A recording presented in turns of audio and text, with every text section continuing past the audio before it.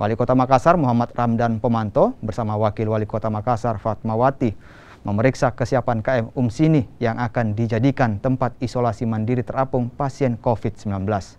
Pemeriksaan dilakukan mulai dari fasilitas kamar hingga toilet.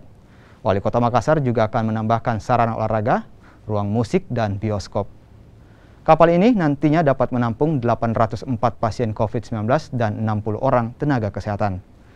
Penggunaan kapal Pelni sebagai tempat isolasi mandiri terapung setelah pemerintah Kota Makassar mendapat izin dari Menteri Perhubungan. Kapal ini mulai digunakan mulai pekan depan dan diklaim anggaran yang dikeluarkan lebih murah dibandingkan isolasi mandiri di hotel.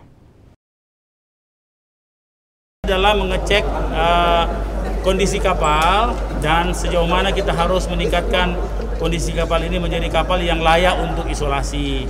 Nah, kami sudah keliling tadi mulai dari toilet, mulai dari kamar-kamar yang diperuntukkan untuk nakes.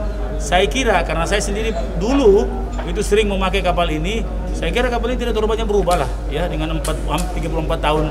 Itu tinggal ada beberapa pembenahan, misalnya sistem sirkulasi, saya akan tambah ventilasi dan saya tambah HEPA.